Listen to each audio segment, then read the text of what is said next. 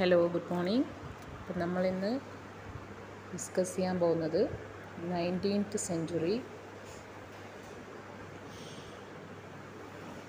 ഇൻട്രൊഡക്ഷനാണ്. ഇത് നമ്മൾ ക്ലാസ്സിൽ ഒരുപാട് പ്രാവശ്യം പറഞ്ഞതാണ്. അപ്പോൾ ഇത് എടുക്കുമ്പോൾ ഇല്ലാത്തവർക്ക് വേണ്ടിയാണ് ഒന്നുകൂടി റിപ്പീറ്റ് ചെയ്യുന്നത്. ഓക്കെ, അപ്പോൾ introduction. Romanticism was the chief literary movement of the 19th century. നമ്മൾ പറഞ്ഞു 19th സെഞ്ച്വറിയുടെ എന്താ പറയുക, ചീഫ് മൂവ്മെൻറ്റ്, ലിറ്റററി മൂവ്മെൻറ്റ് എന്ന് പറയുന്നത് റൊമാൻറ്റിസിസമാണ്.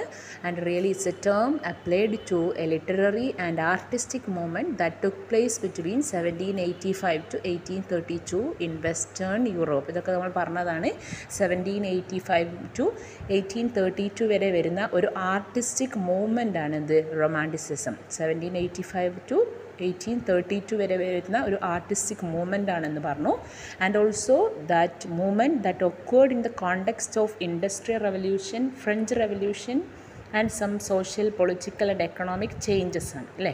അതായത് ഇതിൻ്റെ കോണ്ടെക്സ്റ്റ് എന്ന് പറയുന്നത് ഇൻഡസ്ട്രിയൽ റെവല്യൂഷനും ഫ്രഞ്ച് റെവല്യൂഷനും പിന്നെയോ സോഷ്യൽ, പൊളിറ്റിക്കൽ ആൻഡ് എക്കണോമിക് ആയിട്ടുള്ള ചില ചേഞ്ചസുമാണ്. അതെപ്പോഴാണ് ദാറ്റ് ഹാപ്പനിങ് ഫോളോയിങ് ഓഗസ്റ്റിയൻ ഏജ് ആണ്. ഓഗസ്റ്റിയൻ ഏജ് എന്ന് പറയുന്നത് is an age before romantic age ആണ്. റൊമാൻറ്റിക് ഏജിന് മുന്നേ വരുന്ന ഏജിനെയാണ് എന്ത് വിളിക്കാം? ഓഗസ്റ്റിയൻ ഏജ് അല്ലെങ്കിൽ നിയോ ക്ലാസിക്കൽ ഏജ് എന്ന് വിളിക്കും. അതിനു മുന്നേ അതിന് ശേഷം വന്ന ഇൻഡസ്ട്രിയൽ റെവല്യൂഷനും ഫ്രഞ്ച് റെവല്യൂഷനും സം സോഷ്യൽ ആൻഡ് പൊളിറ്റിക്കൽ ചേഞ്ചസുമാണ് ഇതിൻ്റെ കോണ്ടെക്സ്റ്റ് എന്ന് പറയുന്നത്, എന്തിൻ്റെ? റൊമാൻറ്റിക് ഏജിൻ്റെത്. Romanticism moved away from the emphasise on the importance on empirical material world view and looked to the imagination, nature as the source of insight ആണ്. അതായത് ഇവിടെ ഈ റൊമാൻറ്റിക് ഏജ് എന്ത് ചെയ്യുകയാണ്? അവർ നമ്മുടെ ഈ ഒരു ഏതിൽ നിന്ന്, ഓഗസ്റ്റിയൻ ഏജിൻ്റെ എന്താ പറയുക, റീസണബിൾ ആയിട്ടുള്ള അവരുടെ റീസണ് കൂടുതൽ ഇമ്പോർട്ടൻ്റ് കൊടുത്ത് മെറ്റീരിയൽ വേൾഡ് വ്യൂ നിന്ന് അവരെന്ത് ചെയ്യാണ്? ഇമാജിനേഷനിലേക്ക് മാറുകയാണ്. അതായത് നാച്ചുറിനെ ഒരു ഇമ്പോർട്ടൻ്റ് സോഴ്സായി എടുത്തുകൊണ്ട് അവരെന്ത് ചെയ്യുന്നു? ഇമാജിനേഷന് കൂടുതൽ ഇമ്പോർട്ടൻ്റ് കൊടുക്കുന്നതാണ് എന്ത്? നമ്മുടെ റൊമാൻറ്റിക് ഏജ് എന്ന് പറയുന്നത്. Writers expressed a great reverence for nature, believed that intuition, emotion and imagination were more instructive than empiricism and reason. അതായത് അവർ പറയുന്നത് എന്താണ്? ഈ ഒരു റൊമാൻറ്റിക് റൈറ്റേഴ്സ് പറയുന്നത് they give more reverence, means more important for nature. Romantic writers കൂടുതലും നാച്ചുറിന് important കൊടുത്തു. അതുമാത്രമല്ല ദേ ബിലീവ്ഡ് ദാറ്റ് ഇൻഡ്യൂഷൻ എന്ന് പറഞ്ഞാൽ നമ്മുടെ ഉൾക്കാഴ്ച, നമുക്കുള്ളിലുണ്ടാകുന്ന നമ്മുടെ ഇന്നർ തോട്ട്സിന്, നമ്മുടെ ഇമോഷന്, നമ്മുടെ ഇമാജിനേഷൻ, ഇതൊക്കെയാണ് മോർ ഇമ്പോർട്ടൻ്റ് ആൻഡ് ഇൻസ്ട്രക്റ്റീവ്. നമുക്ക് കൂടുതലും യൂസ്ഫുൾ ആകുക നമ്മുടെ ഇന്നർ തോട്ട്സും നമ്മുടെ ഇമോഷനും നമ്മുടെ ഇമാജിനേഷനുമാണ്. എന്തിനേക്കാൾ കൂടുതൽ? എംപിരിസിസ്, അതായത് നമ്മൾ പ്രായോഗികമായിട്ടുള്ള നമ്മുടെ ചിന്തയെക്കാളും റീസണേക്കാളും നല്ലത് ഏതാണ്? ഇമോഷനും ഇമാജിനേഷനുമാണെന്നാണ് അവർ പറയുന്നത്. ആര്? Romantic writers. James Scott identifies Jacques Rousseau's writing as the first moment of literary awakening called Romanticism. അതായത് റൂസോയുടെ റൈറ്റിങ്സ് ആണ് സത്യത്തിൽ എന്തുണ്ടാക്കുന്നത്? ഒരു ലിറ്റററി അവൈക്കനിങ് ഉണ്ടാക്കിയത് റൊമാൻറ്റിസിസത്തിന്. അതായത് റൂസോ എന്ത് ചെയ്യാണ്? ചലഞ്ച് ചെയ്തതാണ്. എങ്ങനെ? Not the literary standard of classicism but regarded as a classical stereotypical order of the society. അദ്ദേഹം ലിറ്ററേച്ചറിനുമായി ബന്ധപ്പെട്ട് ലിറ്റററി ആയിട്ടുള്ള എന്താ പറയുക, ലിറ്റററി ക്ലാസിസത്തെയല്ല അദ്ദേഹം എതിർത്തത്. അതായത് ലിറ്ററേച്ചറിലുള്ള ക്ലാസിസത്തെയോ ഓഗസ്റ്റിൻ ഏജിനെയോ അല്ല അദ്ദേഹം എതിർത്തത്. അദ്ദേഹം എന്താ ചെയ്തത്? സോഷ്യൽ ഓർഡറിൽ മാറ്റങ്ങൾ ഉണ്ടാക്കാൻ നോക്കിയപ്പോൾ ആ ഓർഡർ എന്തിലും വന്നതാണ്? നമ്മുടെ ലിറ്ററേച്ചറിലും റിഫ്ലക്റ്റ് ചെയ്തതാണ്. ഓക്കെ, അപ്പോൾ റൂസോയുടെ റൈറ്റിങ്സ് ആണ് ഇതിന് എന്താണ് ഒരു ലിറ്റററി അവൈക്കനിങ് ഉണ്ടാക്കിയത് എന്നാണ് ജെയിംസ് സ്കോട്ട് എന്ന് പറയുന്ന ക്രിട്ടിക്സ് പറയുന്നത്. എന്നിട്ടോ അദ്ദേഹം പറയാണ്, അതുമാത്രമല്ല അദ്ദേഹത്തിൻ്റെ സ്റ്റേറ്റ്മെൻറ്റ്, റൂസോയുടെ സ്റ്റേറ്റ്മെൻറ്റായ man was born free and everywhere he's in chain. അതായത് റൂസോയുടെ അഭിപ്രായത്തിൽ മനുഷ്യന്മാർ ജനിക്കുമ്പോൾ അവരെന്താണ്? ഫ്രീ ആയിട്ടാണ് ജനിക്കുന്നത്. But everywhere he's in chain. പക്ഷേ എല്ലായിടത്തും അദ്ദേഹം എങ്ങനെയുള്ളത്? ചെയിനിലാണ് അല്ലേ. അപ്പോൾ അവിടെ പറയുന്നത് മനുഷ്യന്മാരെപ്പോഴും എന്തിനാണ്? റെസ്ട്രിക്ഷനിലാണുള്ളത് എന്നാണ് റൂസോയുടെ അഭിപ്രായം. We can find the free impassion sentiments of the heart that was crux of romantic sensibility അല്ലേ. അതായത് നമുക്ക് ഒരുപാട് എന്താ പറയുക ഇംപാഷൻഡ് സെൻറ്റിമെൻറ്റ്സ് ഓഫ് ഹാർട്ടാണ് ശരിക്കും റൊമാൻറ്റിക് സെൻസിബിലിറ്റി. റൊമാൻറ്റിക്സിൻ്റെ ക്രക്സ് എന്ന് പറയുന്നത്, കാതൽ എന്ന് പറയുന്നത് നമ്മുടെ ഇംപാഷൻഡ് സെൻറ്റിമെൻറ്റ്സ് ആണ്.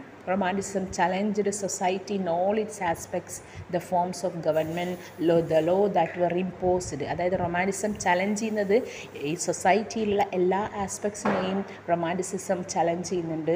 ഗവൺമെൻറ് ഫോമിനെ ചലഞ്ച് ചെയ്യുന്നുണ്ട്, അതായത് നിയമങ്ങളെ ചലഞ്ച് ചെയ്യുന്നുണ്ട്, റിലീജിയൻ ചലഞ്ച് ചെയ്യുന്നുണ്ട്, ആൻഡ് അതർ ഹൈറാർക്കി, കൺവെൻഷൻ അല്ലേ.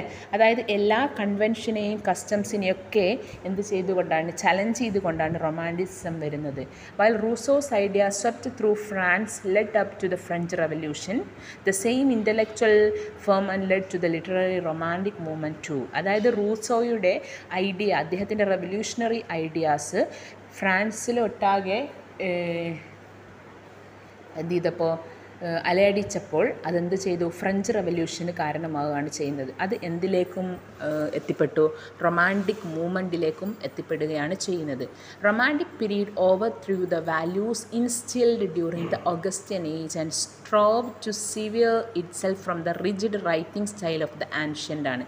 റൊമാൻറ്റിക് പീരീഡ് എന്ത് ചെയ്തു, ഓഗസ്റ്റ്യൻ ഏജിൻ്റെ എല്ലാ വാല്യൂസിനെയും ഒഴിവാക്കുകയും അവരെന്ത് ചെയ്തു, they were severe from അല്ലെങ്കിൽ they were separated from the rigid writing style of ancient classical example of Virgil, Horace and Homer. അതായത് ആൻഷ്യൻ്റ് റൈറ്റേഴ്സായ വെർജിൽ, ഹൊറേസ്, ഹോമർ ഇവരുടെ ഈ സ്ട്രിക്റ്റ് റൈറ്റിങ്ങിൽ നിന്നുള്ള അല്ലെങ്കിൽ റിജിഡ് ആയിട്ടുള്ള റൈറ്റിംഗ് ആയിരുന്നു ആര് ഫോളോ ചെയ്തത്. അതായത് വളരെ റൂൾസ് ഓറിയൻറ്റഡ് ആയിട്ടുള്ള റൈറ്റിങ്സ് ആയിരുന്നു ആര് ഫോളോ ചെയ്തത്, ഓഗസ്റ്റ്യൻ റൈറ്റേഴ്സ് അല്ലെങ്കിൽ നിയോ ക്ലാസിക്കൽ റൈറ്റേഴ്സ് ഫോളോ ചെയ്തത്. അതിൽ നിന്ന് ഡിഫറെൻ്റ് ആയിക്കൊണ്ടാണ് ആര് വരുന്നത്, റൊമാൻറ്റിക് റൈറ്റേഴ്സ് വരുന്നത്. ആൻഡ് അവരെന്ത് ചെയ്തു, instead poets, authors were inspired to write in their own individual and creative voice. അവരുടെ തന്നെ, അതായത് ഹോമറിനെയും ഹൊറൈസിനെയും ഒന്നും ഫോളോ ചെയ്യാതെ അവരുടെ തന്നെ ക്രിയേറ്റീവ് വോയിസാണ് ആര് ഫോളോ ചെയ്യുന്നത്, റൊമാൻറ്റിക് റൈറ്റേഴ്സ് ഫോളോ ചെയ്യുന്നത്. Okay. And romantic poets like Wordsworth, Coleridge, Shelley, Keats were critics too. അവർ റൊമാൻറ്റിക് റൈറ്റേഴ്സായ വേർഡ്സ്വർത്ത്, പിന്നെയോ William Wordsworth, S T. Coleridge, Percy Bysshe Shelley, John Keats ഇവരൊക്കെ ക്രിറ്റിക്സും കൂടിയാണ്. അതായത് ക്രിറ്റിക്സും കൂടിയാണ് ആര്, ഇങ്ങനെയുള്ള റൈറ്റേഴ്സും. ഓക്കെ. അവരെന്ത് ചെയ്തിട്ടുണ്ട്, the defended the romantic ideals regarding poetic composition, nature function of poetry and poetic diction. അവരെഴുതിയ റൊമാൻറ്റിക് റൈറ്റേഴ്സ് എഴുതിയ എല്ലാ റൈറ്റിങ്സിൽ വരുന്ന എല്ലാ പോയറ്റിക് കമ്പോസിഷനെയും അല്ലെങ്കിൽ അവരെഴുതിയ ആ ഒരു രീതിയെയും ആ ഒരു ഫങ്ഷൻ ഓഫ് പോയട്രിയെയും ആ പോയറ്റിക് ഡിക്ഷൻ ലാംഗ്വേജിനെയൊക്കെ അവർ എന്ത് ചെയ്തിട്ടുണ്ട്, ഡിഫെൻഡ് ചെയ്തിട്ടുണ്ട്. അതായത് അവരുടെ വാക്കുകളിലൂടെയും എഴുത്തുകളിലൂടെയും. Then romanticism and neo classicism. Romantic creed is generally understood as the group of writers whose sensibility stood in opposition to neoclassical modes of writing. Romantic writers എന്ന് പറയുമ്പോൾ, റൊമാൻറ്റിസിസം എന്ന് പറയുമ്പോൾ മനസ്സിലാക്കുന്നത് it is a group of റൈറ്റേഴ്സാണ്, ഒരു കൂട്ടം റൈറ്റേഴ്സാണ്. അവരുടെ ഐഡിയാസ് എന്ന് പറയുന്നത് stood in opposition to neo classical modes of writing ആണ്. അവർ നിയോ ക്ലാസിക്കൽ മോഡ്സ് ഓഫ് റൈറ്റിങ്ങിൽ നിന്ന് ഓപ്പോസിറ്റായിക്കൊണ്ട് എഴുതിയ ഒരു കൂട്ടം റൈറ്റേഴ്സിനെയാണ് എന്ത് വിളിക്കുന്നത്, റൊമാൻറ്റിക് റൈറ്റേഴ്സ് എന്ന് വിളിക്കുന്നത്. ആ നിയോ ക്ലാസിക്കൽ മോഡ് എന്ന് പറയുന്നത് it was prevalent until 18th century അല്ലേ. ആ ഒരു സമയം വരെ നിലനിന്നിരുന്ന ഒരു ഏജ് ആയിരുന്നു നിയോ classical. Neo classicism of the 17th century sought to revive artistic ideals of antiquity was characterized by preference for order. അതായത് നിയോ ക്ലാസിക്കൽ റൈറ്റേഴ്സ് എന്തിനാണ് ഇമ്പോർട്ടൻ്റ് കൊടുത്തത്, ഓർഡറിനായിരുന്നു ഇമ്പോർട്ടൻ്റ് കൊടുത്തത്. പിന്നെ സോഫിസ്റ്റിക്കേഷൻ, വളരെ സോഫിസ്റ്റിക്കേറ്റ് ആക്കിയിട്ടുള്ള എലാബറേറ്റ് ചെയ്തിട്ടുള്ള കാര്യങ്ങൾക്കായിരുന്നു അവർ ഇമ്പോർട്ടൻ്റ് കൊടുത്തത്. എലഗൻസ് ഓഫ് ഡിക്ഷൻ അല്ലേ, elegant ആയിട്ടുള്ള വളരെ പോമ്പസ് ആയിട്ടുള്ള അല്ലെങ്കിൽ വളരെ ഒരു എലഗൻറ്റ് സ്റ്റൈൽ എന്നൊക്കെ പറയില്ല, അങ്ങനത്തെ ഡിക്ഷൻ എന്ന് പറഞ്ഞാൽ ലാംഗ്വേജ്, അങ്ങനത്തെ ലാംഗ്വേജ് ആയിരുന്നു അവർ യൂസ് ചെയ്തത്. എന്ന് പറഞ്ഞാൽ സാധാരണക്കാർക്ക് വായിച്ചാൽ മനസ്സിലാകാത്ത രൂപത്തിലുള്ള ലാംഗ്വേജ് ആയിരുന്നു ആര് യൂസ് ചെയ്തത്? നിയോ ക്ലാസിക്കൽ റൈറ്റേഴ്സ്. അവർ കൂടുതൽ ഇമ്പോർട്ടൻ്റ് കൊടുത്തത് ക്ലാരിറ്റി ആയിരുന്നു. അവരുടെ നിയമപ്രകാരം നിയോ ക്ലാസിക്കൽ റൈറ്റേഴ്സിന് അവരെഴുതുന്ന കാര്യങ്ങൾ ക്ലാരിറ്റി വേണമെന്നായിരുന്നു അവർ പറഞ്ഞത്. ഡെക്കോറമായിരുന്നു, അന്തസ്സിന് ഇമ്പോർട്ടൻ്റ് കൊടുത്തിരുന്നു. ഇതൊക്കെയായിരുന്നു അവരുടെ മെയിൻ ആയിട്ടുള്ള നിയോ ക്ലാസിക്കൽ റൈറ്റേഴ്സിൻ്റെ റൈറ്റിങ്സിൻ്റെ speciality. It's appeal was to the intellectual rather than imagination. അവർ കൂടുതലും ഇൻ്റലക്ച്വലിനായിരുന്നു ഇമ്പോർട്ടൻ്റ് കൊടുത്തത്, എന്തിനേക്കാളും? ഇമാജിനേഷനേക്കാളും.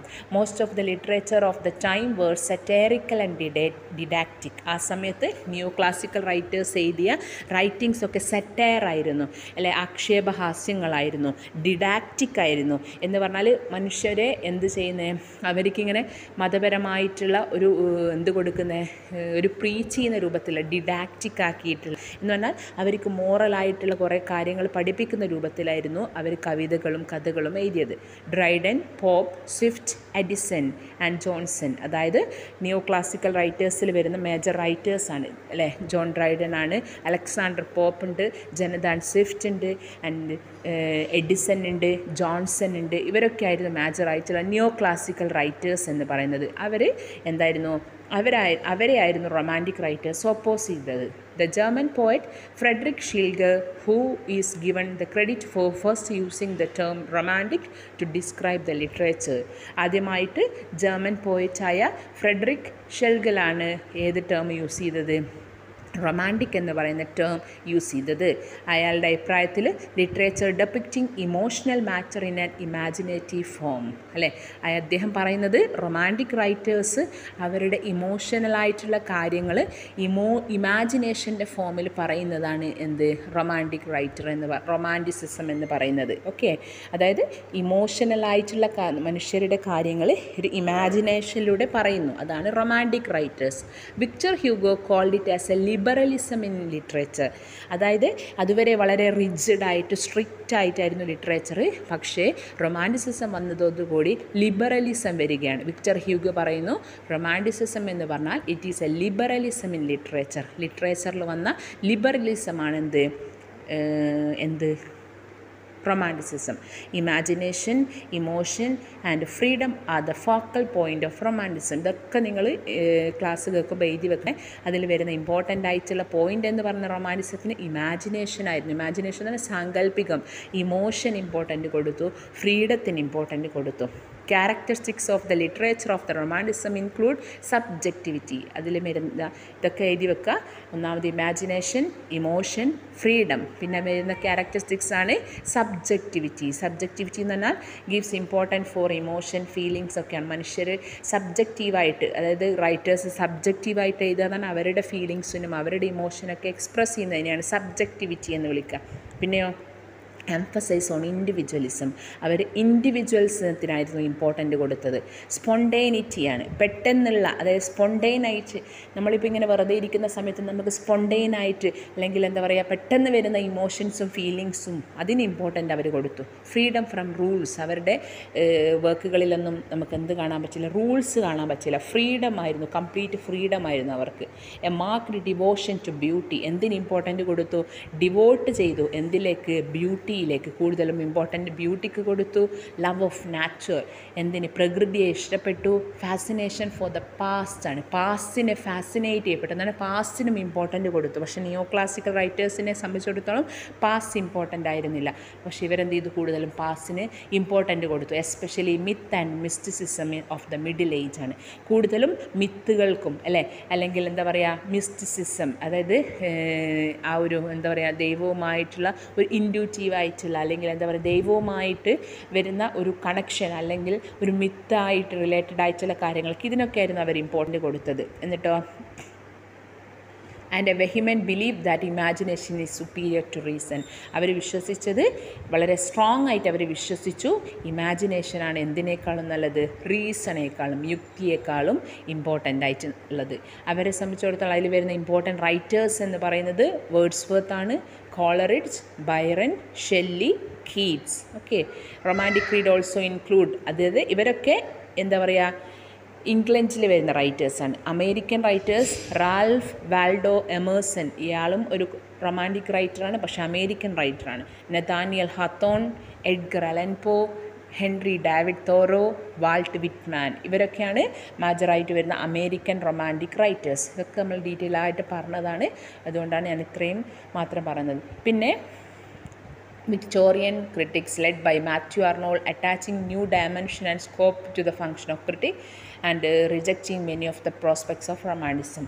നമുക്ക് എന്നിട്ട് പറയാം. പിന്നെ അതിനുശേഷം വിക്ടോറിയൻ റൈറ്ററായ മാത്യു അർണോൾഡ് എന്ത് ചെയ്യുന്നുണ്ട്, അദ്ദേഹത്തിൻ്റെ ഈ ഒരു റൊമാൻറ്റിക് റൈറ്റേഴ്സിൻ്റെ ഈ ഫീലിങ്സൊക്കെ ഇങ്ങനെയുള്ള ഇതൊക്കെ എന്ത് ചെയ്യുന്നുണ്ട്, ഒഴിവാക്കുന്നുണ്ട്. ഓക്കെ, അതിനെക്കുറിച്ചൊക്കെ നമുക്ക് പിന്നെ ഡിസ്കസ് ചെയ്യാം. അപ്പോൾ ഇത്രയുമാണ് മേജറായിട്ട് വരുന്നത്. Okay, thank you.